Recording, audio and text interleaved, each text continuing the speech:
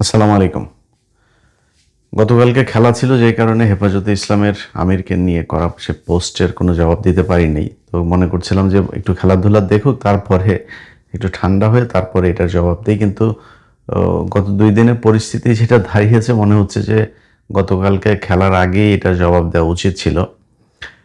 যদিও যে উত্তেজনা আপনারা দেখিয়েছেন, এত উত্তেজনা দেখানোর বোধহয় আমার সাথে অন্তত এত উত্তেজনা দেখানোর কেউ নাই।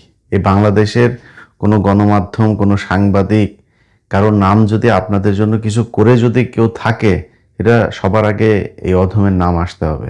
আমার ব্যাপারে কথাবার্তা বলতে গেলে খুব হুশ করে কথা বলা লাগবে। আপনারা যারা জনাব বাবুনগরী, ওনার মহিবুল্লাহ বাবুনগরীর পক্ষে যারা কথা বলেছেন, তারা বোধহয় সবাই হেফাজতের বা ইসলামী সংগঠনের লোক, যাদের খুব খারাপ লেগেছে। আপনাদের এত উত্তেজনা হইলে তো সমস্যা। আপনাদের উত্তেজনার ঠেলায় মাঝে মধ্যেই আমরা নিউজ পেপারে খবর পাই মাদ্রাসার পোলাপানরা আপনারা ধরে বলৎকার করেন। এগুলো আমাদের জন্য খুব কষ্টকর। আপনারা যখন এগুলো করেন না, আপনি শুধু আপনি না, আমি যদি কোনো একটা মানুষকে করি না, দেখি না যে দাড়ি টুপিওয়ালা একটা মানুষ এখানে রাস্তার মধ্যে একটা জিনিস ফেলে দিচ্ছে, বোরকা পরা একটা মানুষ, ভাই স্মার্ট হইতে হবে। আপনারে দেখে আরেকজন মানে বিধর্মী যে আছে তার আকৃষ্ট হইতে হবে যে না, ওর শরীরের মধ্যে এই পোশাক আছে, তার মানে ও মুসলিম, ও কোনো খারাপ কাজ করে না। কারণ আপনি পরলেন বোরকা পরে এরপরে পুত করে মারলেন পানের চিপ করে রাস্তার মধ্যে, চায়ের কফির কাপটা আপনি ঢেলা মেরে রাস্তায় ফেললেন, যেমনি ইচ্ছা দাড়ি টুপি নিয়ে তারপরে একটা মায়া মানুষের দেখছেন, হা করে তাকায় আসেন তো আসেন, ওইখান থেকে আর চোখ সরে না। এগুলো যখন দেখি তখন খুব মেজাজ খারাপ হয়। আপনার ইসলাম পালন করার দরকার নেই। আপনি দাড়ি টুপি খুলে থাকবেন, যা মন চায় কাম কুকাম করেন, মানুষ বুঝবে না আপনি মুসলমান নাকি হিন্দু। এটা বেটার আমার কাছে। সো আপনাদের যখন কিনা এই যে বলৎকার করেন, তখন আপনাদের ইসলামের এত তেজ কই যায়? ওইখানে গিয়ে আপনারা এটার ব্যবস্থা নিতে পারেন। একটার ব্যবস্থা নিয়েছেন আপনারা এক পর্যন্ত? একটার ব্যবস্থা যদি নিতেন, ইসলামী শরিয়া অনুযায়ী ব্যবস্থা নিয়ে আনেন একটার, দেখবেন আপনারা বাংলাদেশের আইনও কিছু বলবে না, মানুষও কিছু বলবে না, সারা পৃথিবীতে ওরা তো আসলেই ইসলাম পালন করে। এখন আপনার ইসলাম যদি নাকি আবার এমন এমন কিছু দেশ আছে না, ওই দেশের ওই আইন, শরিয়া আইন সব ওইখানে অন্য মানুষের জন্য, রাজ পরিবারের জন্য কোনো শরিয়া আইন নেই। রাজ পরিবার যা মনে চায় তাই করতে পারে। ওইটার তো ইসলাম বলে না। ইসলাম মানেই জামাত ইসলাম না, ইসলাম মানেই হেফাজতে ইসলামও না। তো আপনারা যা বলবেন সেটাই ইসলাম হিসাবে আমাদের মেনে নিতে হবে, এটা মনে করি না। আপনারা যে কত বড় ইমানদার আর কত বড় ইসলাম পালনকারী, এটা আমরা হেফাজতের রাতে দেখেছি। হেফাজতের রাতে ওই ঘটনায় বাংলাদেশের বহু মানুষের জীবনে পরিবর্তন এসেছে। আমি সেই রাতে ভোর 5টা বা 4টা আমার বাসায় অফিসের গাড়ি গিয়েছে। আমি আসার পথে আমি রাস্তা সব ব্লক, পুরো রাস্তা একদম উত্তরা থেকে পুরো এলাকা সব রাস্তা বন্ধ, শেষ, মানুষ ঢোকার অবস্থা নাই। এরপরে হেফাজতে ইসলামের এক কর্মী আমাদের গাড়ির পাশে এক পাশে বসে তারপরে জানলা খুলে তার ওই পতাকা ধরে তারপরে চিল্লাইতে চিল্লাইতে আমার নিয়ে এসে পার করে দিছে। সেদিন লাইভে ঢুকলাম, প্রথম লাইভ 7টায়। সেই লাইভে যাওয়ার পরে আমি তখন জুনিয়র একজন সাংবাদিক, আমার অফিসের চেয়ারম্যানকে আমি তার আগ পর্যন্ত কোনোদিন দেখিও নাই, ওনার সাথে সামনাসামনি কোনোদিন কথাও হয়নি। ওই দিন প্রথম আমাকে ফোন করলো। তো আমাদের অফিসের কর্পোরেট যে ফোন নাম্বার ছিল, সেটার ওনার নাম্বারটা আমার যতটুকু মনে আছে সবগুলো জিরোর পরে বোধহয় 1। হ্যাঁ, তো আমি মানে এই নাম্বারটা একটু ভিআইপি নাম্বার মনে হলো, তো নাম ফোন ধরলাম, ধরার পরে স্যার বলতেছে যে ইলিয়াস, আমি তোমার চেয়ারম্যান স্যার। তো ওই দিন প্রথম ওনার সাথে আমার কথা হইলো। আমার এখন স্পষ্ট মনে আছে উনি আমাকে কিছু কথা শিখিয়ে দিয়েছিল। ইলিয়াস, ও না সরি দুঃখিত, এটা 9টার সময় ফোন দিয়েছেন। আমি 7টার লাইভে গিয়েছি, 7টা লাইভ দেখার পরে 9টায় উনি আমাকে 9টার আগে ফোন দিয়েছেন। ফোন দিয়ে তারপরে বলছেন, ইলিয়াস তোমার লাইভ সুন্দর হয়েছে, তুমি এগুলো যখন বলবা তখন বলবা যে এখানে তৌহিদি জনতার আল্লাহর রাস্তায় সবাই এসেছেন, আরো মানে বেশ কিছু সুন্দর সুন্দর কথা উনি আমার শিখাই দিলেন, এগুলো বলবা। ভাই, 21 টিভির চেয়ারম্যান আব্দুল সালাম, উনি তো ভাই হেফাজতের লোক না, উনি জামাত ইসলামেরও লোক না, বাট উনার সাধারণ লাইনে পড়াশোনা করা একজন মানুষ, আধুনিক জীবনযাপন করা একজন মানুষের আপনাদের জন্য এত খারাপ লেগেছে, এত ভালোবাসা জেগেছিল। বাট আপনার ওইখান থেকে শত শত মানুষকে সেদিন হত্যা করা হলো। পরের দিনে আপনাদের হেফাজতের আমির যিনি ছিলেন ওই সময়, তিনার ছেলে সেদিন এই গণভবন থেকে হাসিনার কাছ থেকে টাকার বস্তা নিয়ে তারপর বের হয়েছে। এটার নাম ইসলাম না। এইসব বালছালের ধনফনের ইসলাম আমাদের শিখাইতে আসেন না। আপনারা যেটা করেন, এই বাংলাদেশের যে কোনো ক্রান্তি লগ্নে এই 24-এর যে আন্দোলন, সেই আন্দোলনেও এই দেশের দাড়ি টুপিওয়ালা মানুষের যে অবদান, এটা সারা বাংলাদেশের মানুষ জীবনে কোনোদিন ভুলবে না। কিন্তু আপনাদের যারা কিনা এগুলো বিক্রি করে তারপরে খান, এদেরকেও কিন্তু আমরা চিনি। আপনাদের এই গেল নির্বাচনের সময়ও আপনারা কে কে বিক্রি হয়েছেন কার কার কাছে, এখনো পর্যন্ত আপনাদের এই যে জমিয়তে উলামায়ের কোন নেতা ওই ভারতীয় দূতাবাসে গিয়া তারপরে লোক পাঠায় সাক্ষাৎ করে আসেন, এগুলো কিন্তু আমরা জানি, বাট কিছু বলি না। এমন আর বলে লাভও নাই।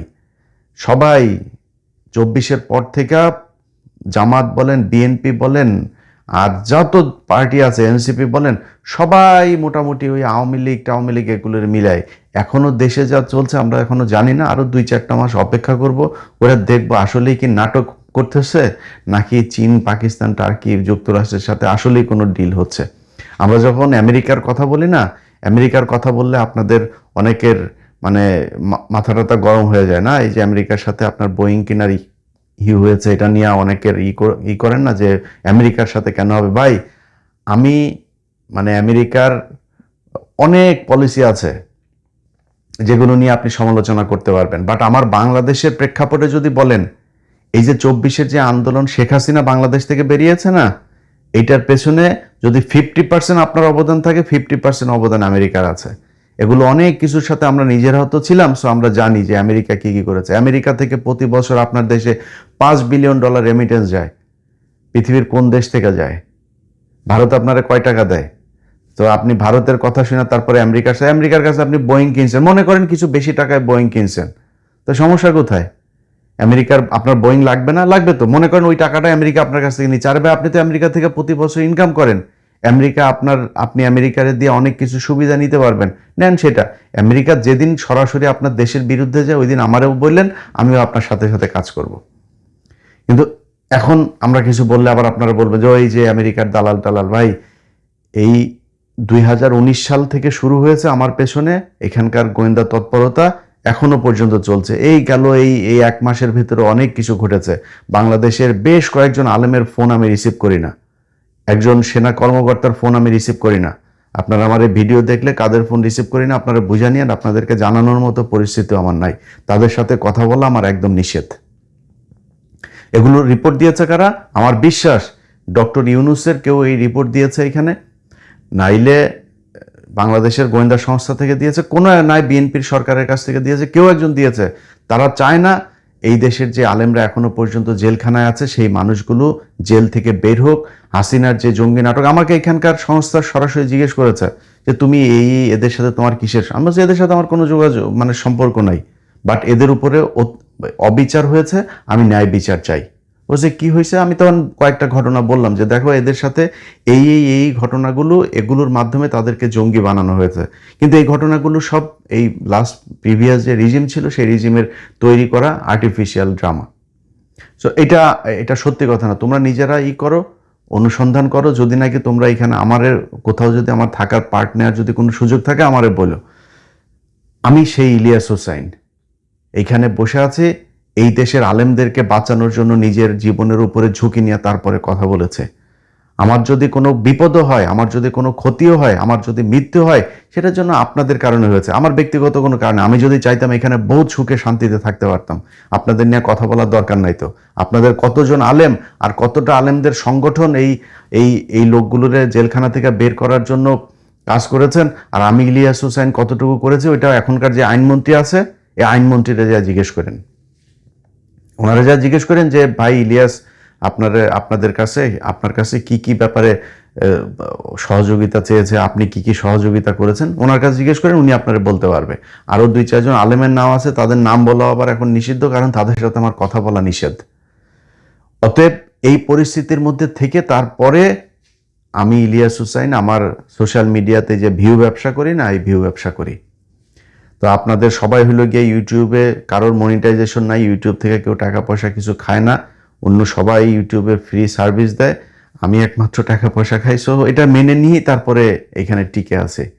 আমি ফেরেশতা না, আমি একজন মানুষ, আমার অনেক দোষ থাকতে পারে। এবার সবশেষ আপনার গতকালকের পোস্টের ব্যাখ্যায় আসি। দেখেন, আমার চাইতে আমি ইসলামী বিশারদ না, বিশেষজ্ঞ না, বিশাল আকারে রিসার্চ করি তাও না। আমি অল্প স্বল্প কিছু কিছু জিনিস পড়ার চেষ্টা করি।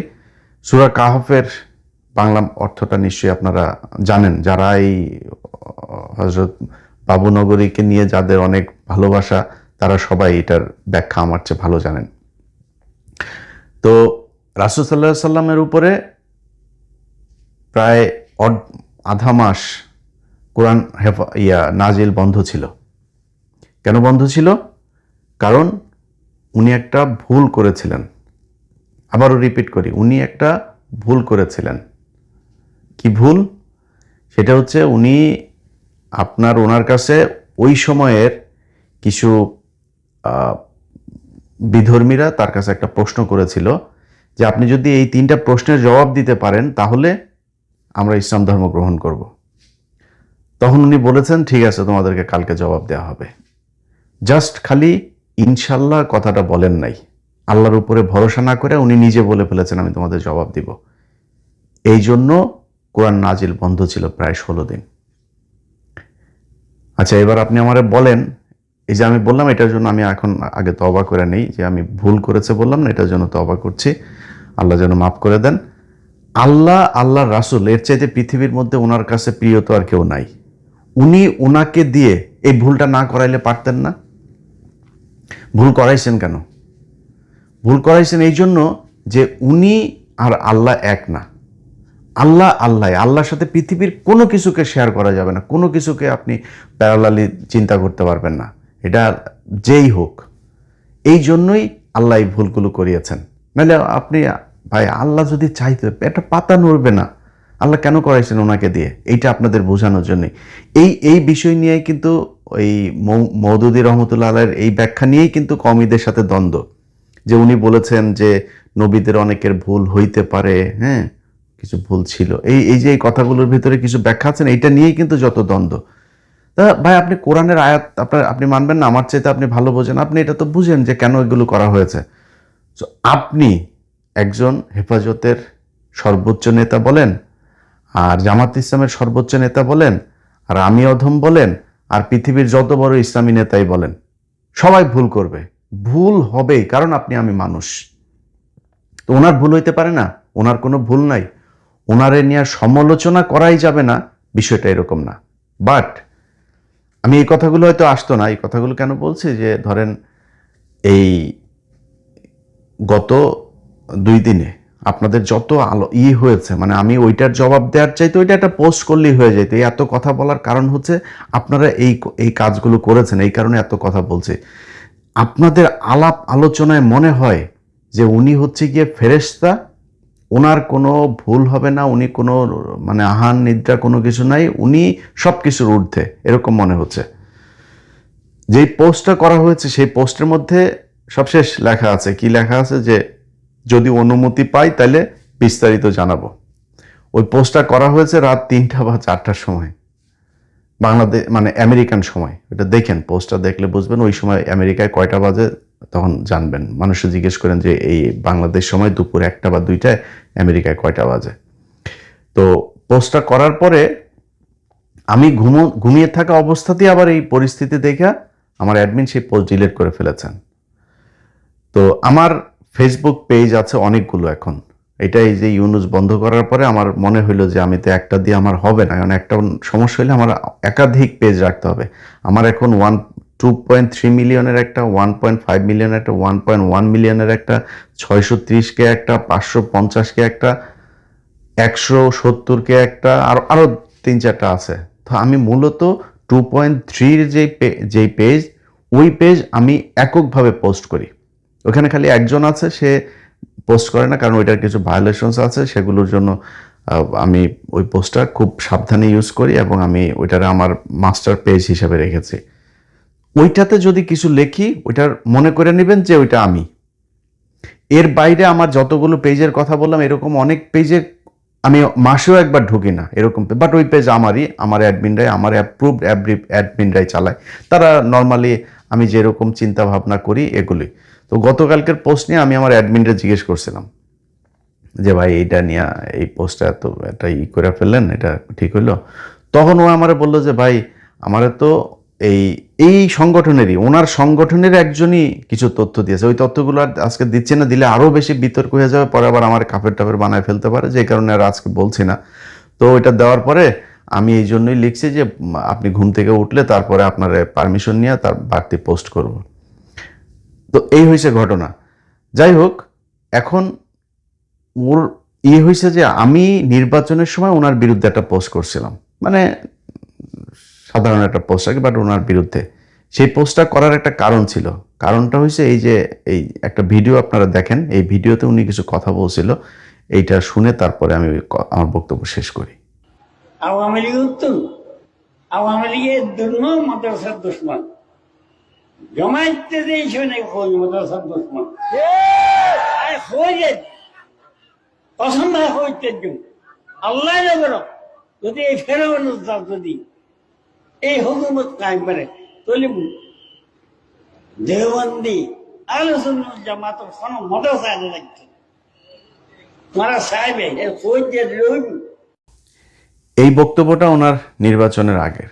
তো নির্বাচনের আগের একটা বক্তব্য উনি যেটা বলেন সেটা, এটা নিয়ে আপনাদের পক্ষে বিপক্ষে অনেক মতামত থাকবে, বাট আমি ওনার এই বক্তব্যটার বিরুদ্ধে করেছিলাম, যে কারণে অ্যাডমিন মনে করেছে ওনার বিরুদ্ধে হয়তো আমি খুব অ্যাটাকিং গেলেও কোনো সমস্যা নাই। দেখেন, হেফাজতে ইসলামের এই যে ব্যক্তি, এই ব্যক্তিরও কিন্তু এই সংগঠনে অনেক অবদান আছে। বিশেষ করে গেল 16 বছরে হযরত জুনায়েদ বাবুনগরী, আমারে যদি বাংলাদেশের আলেমদের মধ্যে বলেন যে শ্রেষ্ঠ, মানে শ্রেষ্ঠ আলেম তো না, মানে সবচেয়ে বেশি মানে কট্টরভাবে যিনি মানে নীতি নৈতিকতা বোধকে ধরে রাখেন, তিনি হচ্ছেন হযরত মাওলানা জুনায়েদ বাবুনগরী, যিনি এই শফি সহ ওনার ছেলে এদের পাল্লায় না পড়ে, টাকা পয়সার লোভ না করেও মৃত্যু পর্যন্ত হাসিনার বিরুদ্ধে কথা বলে গিয়েছেন। উনি একমাত্র হেফাজতের নেতা যিনি কিনা এই হাসিনাকে যেই কওমি জননী উপাধি দেয় আপনার এই শফি টফি এদের ছেলেরা, উনি এটার প্রতিবাদ করেছেন, সেখানে জানো নাই। এই জন্য উনি আমার সবচাইতে, আমার চোখে দেখা, আমি ওনাকে একদম সরাসরি দেখেছি, ওনার সাথে হ্যান্ডশেক করার সৌভাগ্য আমার হয়েছে 5 তারিখে। তো উনি মানে ওনার তুলনা বাংলাদেশে নাই, আমি ওনাকে এত পছন্দ করি। তো তারপরে আমার মনে হয় ধারাবাহিকতাটা কিছুটা হলেও এই বর্তমান যিনি মহাসচিব আছেন তিনি ধরে রেখেছেন। সো ওনারে নিয়ে যা মনে চায় তাই আমি বলবো। এটা বিশ্বাস করার আগে আপনার একটু আমার নিয়ে তো হিসাব করা দরকার, আমি কে এটা তো আপনার নিশ্চয়ই আপনি জানতে বাকি নেই। এটাই হচ্ছে গিয়া ওনার এই কালকের পোস্টের মূল বিষয়। তো ও আমার কাছে পারমিশন চাবে, সে পারমিশন তো আর আমি দিই নাই, এখানে আপনাদের আর বিস্তারিত আর কোনো কিছু জানানো হয়নি। তবে একটা জিনিস বলে রাখি ভাই, আপনাদের জামাত ইসলামের কিছু সমর্থক এবং হেফাজতে ইসলাম সহ এই কওমি ঘরানার কিছু সমর্থক, আপনাদের ভেতরে কিন্তু একটা বিশাল অংশ বিরাট বড় অঙ্কের টাকা পয়সা নিয়ে তারপরে চলে। সো অতিরিক্ত গুতাগুতি লাগানোর জন্য কিন্তু এই টাকা পয়সা দিয়েই কিন্তু বাঁধানো হয়। আপনার সর্বোচ্চ সম্মানিত এক নেতারে একটা বলাবে, ওনারে দিয়ে আরেকটা বলাবে, এগুলি নিয়ে তারপরে নিজেদের মধ্যে গ্যাঞ্জাম হবে। কিন্তু আমার মনে হয় এটা নিয়ে আপনাদের সর্বোচ্চ যারা নেতৃত্ব আছেন তাদের বসা উচিত, এবং আপনাদের কর্মীদেরকে সেই অনুযায়ী ইনস্ট্রাকশন দেওয়া উচিত যে এটা করা যাবে, এইভাবে কথা বলা যাবে, এইভাবে বলা যাবে না। এটা করলে ওই যে যারা টাকা পয়সা নিয়ে আছে না, এরা তখন আর এই ভেজালটা লাগাইতে পারবে না। সো এটা আপনারা করে দেখতে পারেন। তবে এর মাঝখানেও যারা এই টাকা পয়সা নিয়ে তারপরে রয়ের হয়ে কাজ করেন, আওয়ামী লীগের হয়ে কাজ করেন, বিভিন্ন এজেন্সির হয়ে কাজ করেন, তারাও কিন্তু দাড়ি টুপি আছে আপনাদের মতোই দেখতে। সো এগুলোর এই বিষয়ে আপনাদের করতে হবে, যারা কিনা আপনাদের ভেতরে থেকে তারপরে দেশের ভেতরে অস্থিতিশীল পরিস্থিতি তৈরি করতে হয়, ইসলামকে বিতর্কিত করতে চায়, যে ভারতীয় আগ্রাসনকে আবার বাংলাদেশে প্রতিষ্ঠিত করতে চায়, আওয়ামী লীগের বয়ান প্রতিষ্ঠিত করতে চায়, তাদের ব্যাপারে সাবধান হইতে হবে এবং তাদেরকে আপনাদের চিহ্নিত করে মানুষের সামনে দেখাই দিতে হবে। আপনার দলের কেউ একজন, আপনার দাড়ি টুপিওয়ালা কোনো একজন ওই বাচ্চারে বলৎকার করবে আর আপনি কিছু বলবেন না, এটার নাম ইসলাম না। আমি কিন্তু সেই ব্যক্তি যে আপনাদেরকে প্রচণ্ড সম্মান করি, আবার এই আপনাদেরকে ভিতরে যারা কিনা মানে জাউরামি যেগুলি করেন ওগুলিও কিন্তু আমি কিন্তু সবচাইতে বেশি প্রকাশ করি। এর আগে আপনাদের এই কওমি ঘরানারই এক আলেম পীর সাহেব, তারে নিয়ে আমি বহুত লেখালেখি করেছি, বক্তব্য দিয়েছি। তো তারে নিয়ে বললে নাকি আমি নাকি ধ্বংস হয়ে যাব, এই সেই হবে, বহুত কথাবার্তা তারা বলেছে। এই দেশের এই দড়ি বাবা, তেল বাবা, তারপরে বিড়ি বাবা, ল্যাংটা বাবা, এদের সবাইরে ল্যাংটা করার পিছনে কিন্তু এই অধমের হাত আছে। আমি যখন ক্রাইম রিপোর্টার ছিলাম না, আমার বিশাল একটা অংশ ছিল এই মাজার টাজার, এই পূজারি টুজারি এগুলোরে মানে ধ্বংস করে তারপরে একটা সঠিক ইসলাম বাংলাদেশের মানুষের কাছে গ্রহণযোগ্য করে তোলা। এটার জন্য আমি বাংলাদেশে থাকতেও অনেক, আমি আজকে থেকে করি না, এটা বহু আগে থেকেই করি। তো এই ল্যাংটা বাবাদের মতো বাবারাও কিন্তু এই দেশের ইসলাম, তারা আল্লাহর হচ্ছে কি বলে নবীর উত্তরসূরি, বুঝছেন? সো আপনাদের ভেতরে এরকমই ল্যাংটা বাবার মতো ল্যাংটা বাবা কিন্তু আছে। আপনারা কাপড় পরেন, সুন্দর সুন্দর জামা কাপড় টাপড় পরেন, কিন্তু আপনারা ওই ল্যাংটা বাবার চাইতেও বদমাইশ ল্যাংটা। অতএব আমি আজকে যা যা বললাম আমার মনে হয় বুঝতে পেরেছেন। আমি ইদানিং যেই কাজটা সবচেয়ে বেশি করি, অন্যের সমালোচনা করার চেয়ে আমি ইদানিং আমার নিজের, মানে বিশেষ করে ঘুমানোর সময় আমি মনে হয় 1 ঘন্টা টানা আমি আমারই নিয়ে সমালোচনা করি। এবং আমি এই সমালোচনামূলক কথাবার্তা, বক্তব্য টক্তব্য এগুলো অনেক কমাই দেবো। খুব গঠনমূলক, নিজের মানে আয়ত্তের ভেতরে, নিয়ন্ত্রণের ভেতরে নিজেকে রেখে তারপরে কথাবার্তা বলবো এবং সাংবাদিকতা করব। এটা নিজে নিজে সিদ্ধান্ত নিয়েছি। এটা আপনারাও প্র্যাকটিস করে দেখতে পারেন, আমার মনে হয় বহুত ফায়দা হবে।